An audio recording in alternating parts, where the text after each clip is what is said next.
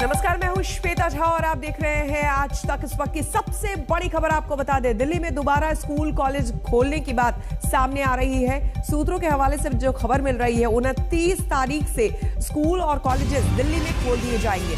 जिस तरह की खबरें सामने आई है, आपको बता दें कि सुप्रीम कोर्ट से कहा गया था कि जब तक पोल्यूशन के मद्देनजर जब सुनवाई चल रही थी, अगले आदेश तक स्कूल कॉलेज बंद रहे। लेकिन अब जो खबर आ रही है कि सरकारी दफ्तरों में भी खत्म होगा वर्क फ्रॉम होम, साथ ही साथ स्कूल कॉलेजेस खोल दिए जाएंगे। तो बड़ी खबर सामने आ रही है, दिल्ली में 29 नवंबर से खुलेंगे स्कूल और कॉलेजेस, सरकारी दफ्तरों में भी खत्म हो जाएगा वर्क फ्रॉम होम। आपको बता दें कि प्रदूषण के मद्देनजर, देखिए दिल्ली के पर्यावरण मंत्री ने दरअसल ये बात कही है। प्रदूषण के मद्देनजर आपको बता दें, कुछ दिनों पहले सुप्रीम कोर्ट में जब सुनवाई चल रही थी, उसके बाद एक्शन लेते हुए दिल्ली सरकार ने यह फैसला किया था कि अगले आदेश तक दिल्ली में स्कूल और कॉलेजेस बंद रहेंगे। साथ ही सरकारी दफ्तरों में काम करने वाले लोगों को वर्क फ्रॉम होम की इजाजत दे दी गई थी। लेकिन अब पर्यावरण मंत्री गोपाल राय ने इसका ऐलान किया है। उन्होंने कहा है कि दिल्ली में 29 नवंबर से खुल सकेंगे स्कूल और कॉलेजेस। साथ ही साथ वर्क फ्रॉम होम, सरकारी दफ्तरों में जो लोग काम करते हैं उनका वर्क फ्रॉम होम खत्म होगा।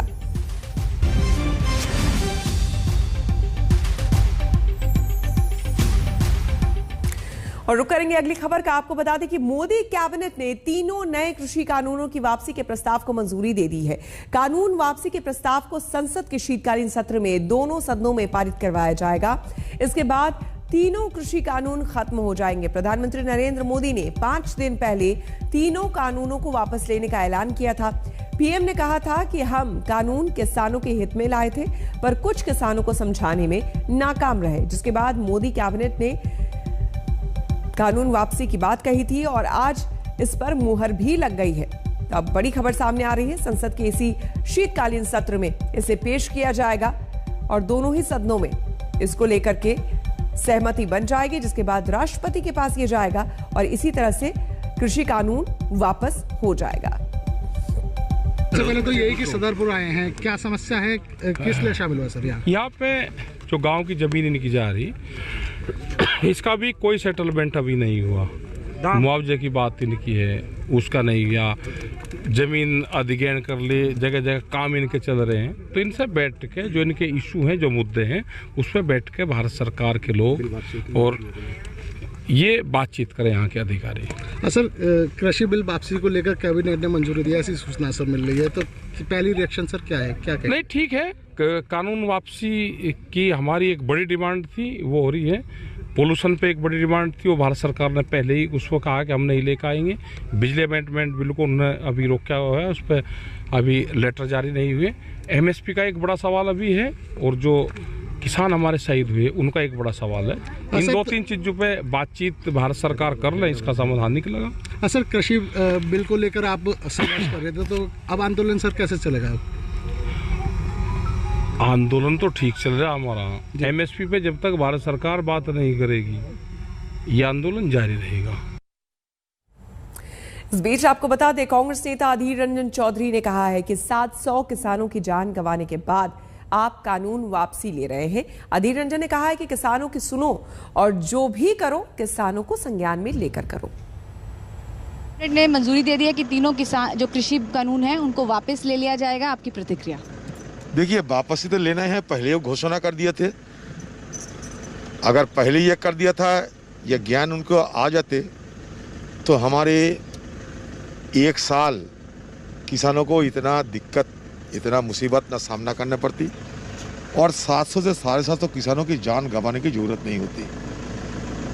आज आप कह रहे हैं कि किसान की बिल हम वापसी ले रहे हैं, ये बात तो शुरू के दिन से कांग्रेस पार्टी की तरफ से, राहुल गांधी की तरफ से, उनकी अगुवाई में हम लोग कहते आ रहे हैं, लेकिन अब सुनने वाला कहाँ है? आप किसानों को कहने लगे कि खालिस्तानी है, पाकिस्तानी है, आतंकवादी है, बगाड़ा वगाड़ा, सारे किसानों के ऊपर जितने इल्ज़ाम थोपना चाहिए उससे ज़्यादा इल्ज़ाम आपने थोपा। ये अन्नदाता को इस तरह की अपमान करने के बाद आपको ज्ञान आई है कि अभी ये बिल वापस ही लेना चाहिए। ये आंदोलन के चलते आपकी मन माफी के नहीं हो रहे हैं। सीधे चलते हैं गाजीपुर बॉर्डर, जहां से हमारे संवाददाता हिमांशु हमारे साथ जुड़ा है। हिमांशु, वहां पर लगातार पिछले 1 साल से किसान जो है वो प्रदर्शन कर रहे हैं, लेकिन अब जबकि उनकी मांग एक तरह से बहुत बड़ी मांग अब पूरी हो रही है, उसके बावजूद उनके रुख में कोई नरमी आप देख रहे हैं?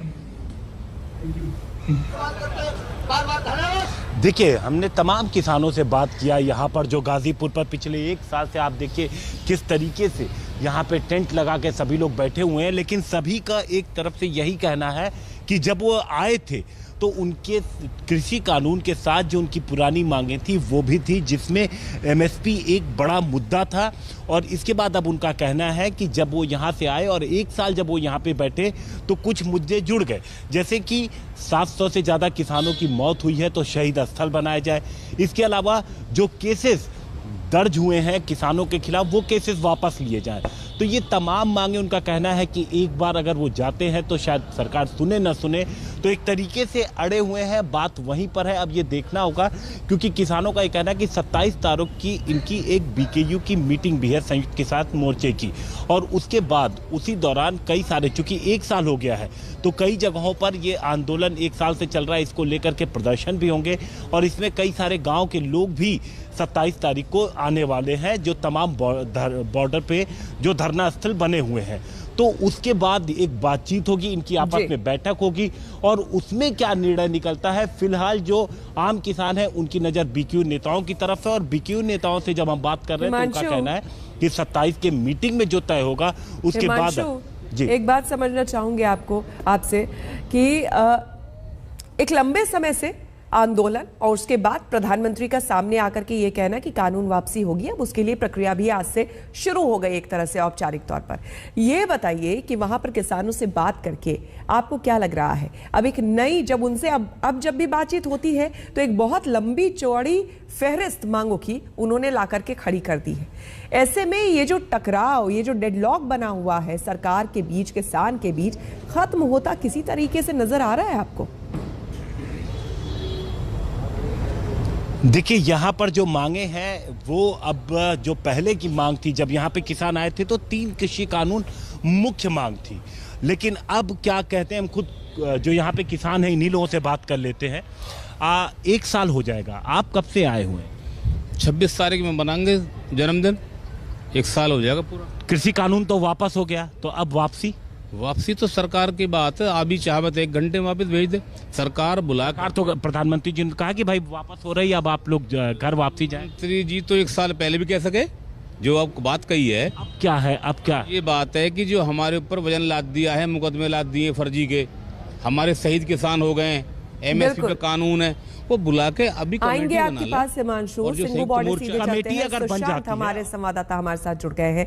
सुशांत, सिंघू बॉर्डर ये भी केंद्र रहा है आंदोलन का, ऐसे में तमाम किसान भी इस वक्त आपके साथ मौजूद हैं, जरा उनसे पूछे कि आखिर कब तक ये डेडलॉक बना रहेगा सरकार और किसान के बीच?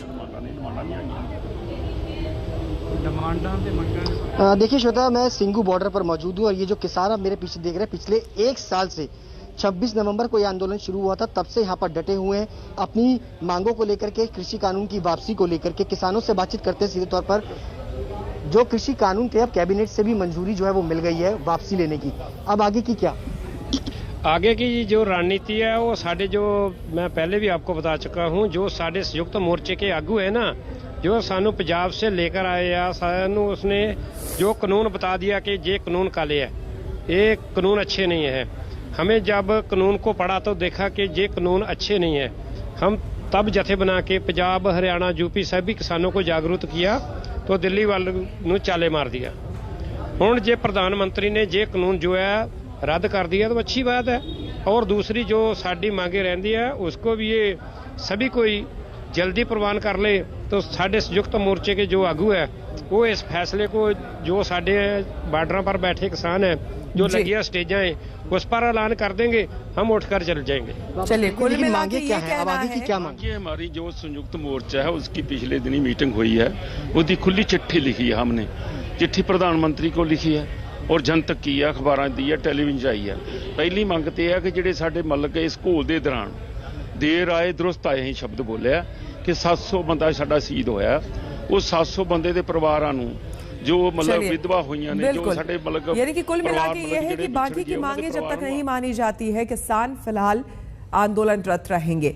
इस बीच आपको बता दें कि 5 दिन पहले ही खुद प्रधानमंत्री मोदी ने कृषि कानून वापस लेने का ऐलान किया था। आपको सुनवाते हैं कि उस वक्त प्रधानमंत्री ने कानून वापस लेने के पीछे क्या दलील दी थी।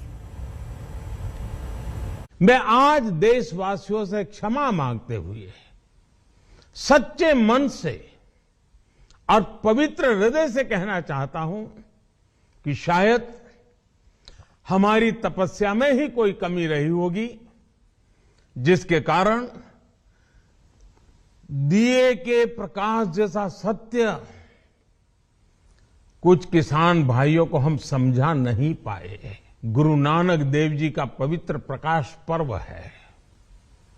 ये समय किसी को भी दोष देने का नहीं है। आज मैं आपको, पूरे देश को ये बताने आया हूं कि हमने 3 कृषि कानूनों को वापस लेने का, रिपील करने का निर्णय लिया है। चलिए रुक करेंगे अगली खबर का। आपको बता दें उत्तर प्रदेश में चुनाव पर समाजवादी पार्टी में हलचल तेज हो गई है। पार्टी समान विचारधाराओं वाली सियासी दलों के साथ एक साथ लाने की कोशिश में जुटी हुई है।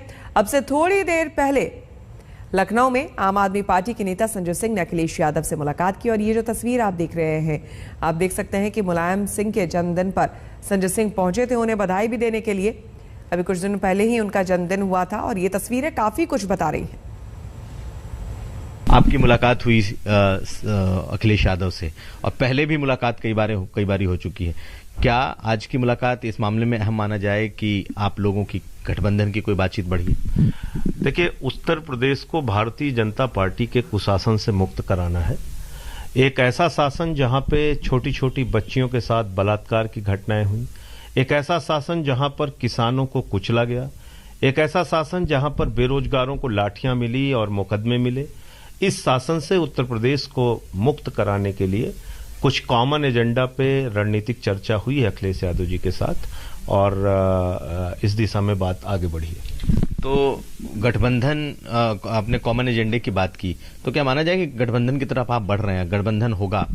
अभी जो जितनी चर्चा हुई है, जितनी बातचीत हुई है, वो आपके साथ शेयर कर रहा हूं। गठबंधन को लेके अगर कोई अंतिम निर्णय होता है, अंतिम बातचीत तय होती है, तो वो भी आपकी जानकारी में लाएंगे। लेकिन फिलहाल प्राथमिकता ये है कि उत्तर प्रदेश से भारतीय जनता पार्टी का शासन, आदित्यनाथ जी का कुशासन, जिसकी वजह से आज रोजगार खत्म हो गया, जिसकी वजह से आज किसान त्राहि त्राहि कर रहा है, जिसकी वजह से आज अस्पतालों की व्यवस्था बदतर है, कोरोना की महामारी में लोगों ने पीड़ा झेली और हर स्तर पे जो आज उत्तर प्रदेश पीछे गया है, इस शासन को हटाना है। ये प्राथमिकता आम आदमी पार्टी की। सर, आपने कॉमन एजेंडे की बात की, तो कॉमन एजेंडा क्या गठबंधन के अलावा भी कोई कॉमन एजेंडा होगा या फिर आपको लगता है कि सीट शेयरिंग होगी? जिस तरीके का एक गठबंधन बना, एक अम्ब्रेला बन रहा है, उसमें आप भी आएंगे?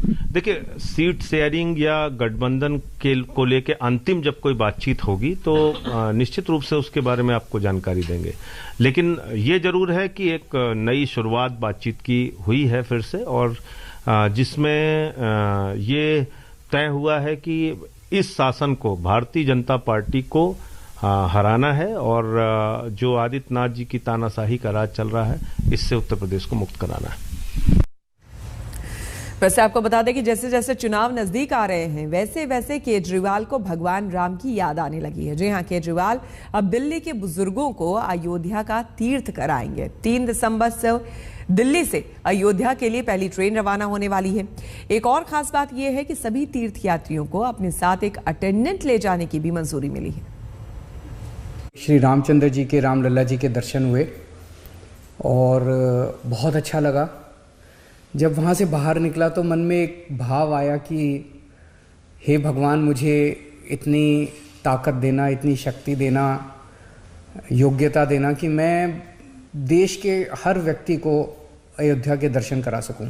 हमने आते ही उसमें 12 जगह हैं जहाँ पे लोग तीर्थ यात्रा के लिए जा सकते हैं। अपने बुजुर्ग जो हैं तीर्थ यात्रा के लिए जा सकते हैं। तो इस तीर्थ यात्रा योजना में दिल्ली का रहने वाला कोई भी बुजुर्ग इसका लाभ उठा सकता है। वो अपने साथ आज पटना की सड़कों पर आपको बता दें, लालू यादव की सवारी निकली। अपनी पुरानी जीप पर नए ट्यूशन के साथ लालू निकले। जीप की स्टीयरिंग लालू के हाथों में थी और बिहार की ड्राइविंग सीट फिर से संभालने की हसरत उनकी आंखों में है।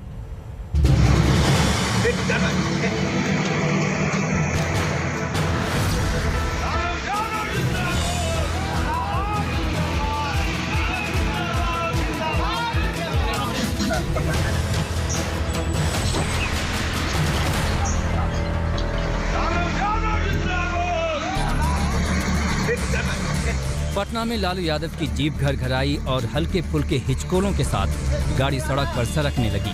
समर्थकों की नारेबाजी के साथ लालू के जोश का एक्सेलेरेटर बढ़ा तो जीप के पुराने इंजन की गर्मी भी लौटी।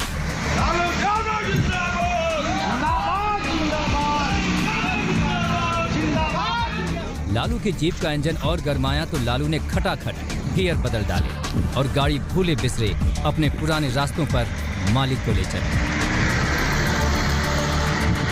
लालू कभी बिहार की सियासत के सॉलिड ड्राइवर रहे हैं, लेकिन बदलते बरसों ने उन्हें कई रंग दिखा दिए। वैसे पुराने साथी का रंग नहीं बदलता, ठीक इसी गाड़ी की तरह।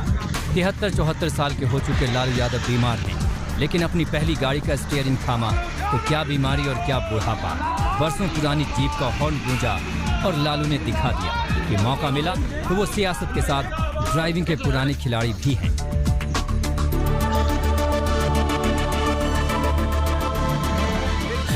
लालू यादव की जीप 2-3 किलोमीटर तक भरपूर घूमी, यादों की गलियों में घुमाया और फिर आकर पार्किंग में शान से खड़ी हो गई, फिर किसी नई यात्रा के लिए। बाद में लालू ने ट्वीट कर इस जीप यात्रा पर बेहद दार्शनिक अंदाज में अपने उद्गार कुछ यूं व्यक्त किए। आज वर्षों बाद अपनी प्रथम गाड़ी को चलाया। इस संसार में जन्मे सभी लोग किसी न किसी रूप में ड्राइवर ही तो है। आपके जीवन में प्रेम, सद्भाव, सौहार्द, समता, समृद्धि, शांति, सब्र, न्याय और खुशहाली रूपी गाड़ी सबको साथ लेकर सदा मजे से चलती रहे।